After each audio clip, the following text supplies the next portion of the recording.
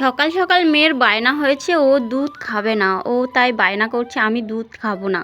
তো যাই, hello everyone, good morning সবাইকে। তো দেখো সকাল সকাল উঠে পড়েছি। তো সকাল না, আজকে একটু বেলা হয়ে গেছে আমার ঘুম থেকে উঠতে, 7টা বেজে গেছে, 7টা 10 হয়ে গেছে।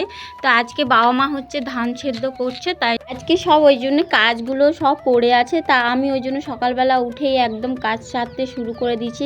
রোদ্দুর বেরিয়ে গেছে, আজকে যে এতটা লেট হয়ে যাবে বুঝতে পারিনি। তো যাই হোক, আজকে ভিডিওটা একটু লং করছি, তোমরা দেখো মন দিয়ে। তো ভালো লাগলে লাইক করো। তো যাই হোক, দেখো এইদিকে তারপর ঝাড় দিয়ে চলে যাচ্ছে মায়ের কাছে বালতি নিতে। তো মা বাবা যেহেতু সব বালতি নিয়ে ধান সেদ্ধ করছে, তো এইদিকে দেখো আমাদের ধান সেদ্ধ করে এখানে রাখে। তো এখান থেকে একটু যখন গরমটা, যখন ভাবটা কমে যায়, তখন এখান থেকে গামলা গামলা করে নিয়ে গিয়ে আমাদের বার আছে, তো বাইরে ওখানে মানে বস্তা পেতে, তো সেখানে রোদ্দুরে শুকানো হয়। তো এইদিকে দেখো মা ধান সিদ্ধ করছে, আর আমাদের বাড়ি থেকে দেখো রাস্তাটা জাস্ট এইটুকুনি। আমাদের বাড়ির সেই পাশে আমাদের বাড়ির যেটা পাকার বাড়ি হচ্ছে, তো ওখান থেকে রাস্তাটা একদমই কাছে।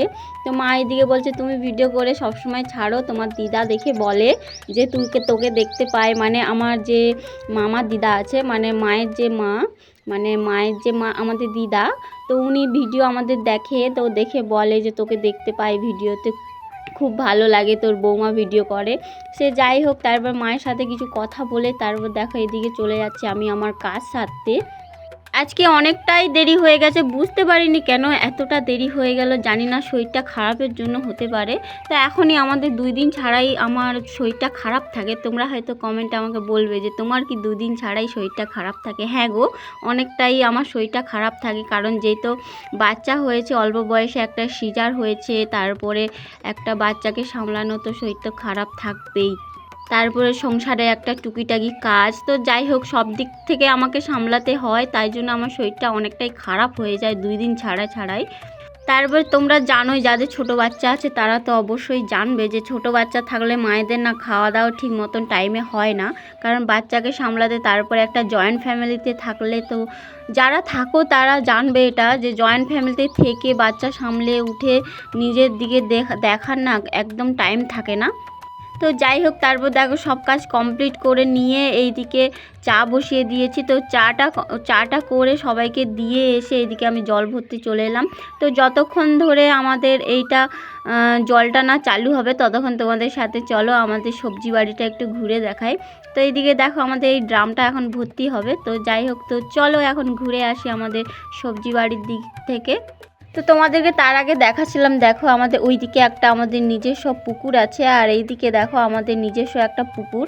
এই দুটো পুকুরে আমাদের মাছ অনেক আছে, প্রচুর পরিমাণে মাছ আছে। তো আমরা অনেক সময় নিজেদের, বেশিরভাগটাই আমাদের নিজেদের পুকুরের মাছ ধরে খাই আমরা, আর কম ভাগটা আমরা কিনে আনি, যখন কেউ ধরার থাকে না তখন কিনে আনি।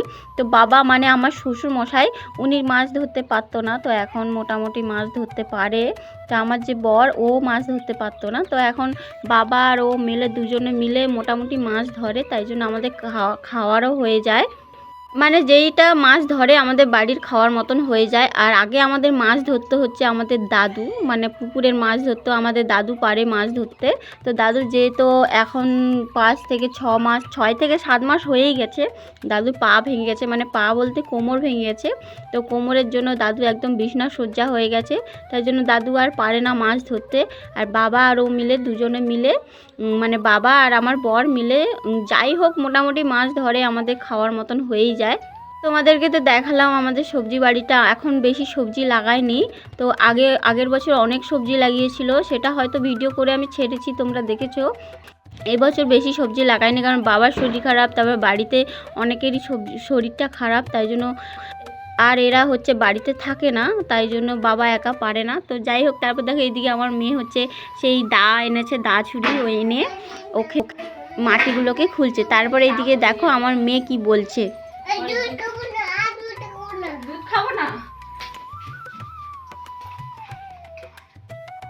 ও সকালবেলা বায়না ধরেছে ও দুধ খাবে না। তো যাই হোক, ভিডিওটা যদি ভালো লাগে একটা লাইক করে সাবস্ক্রাইব করো। টাটা।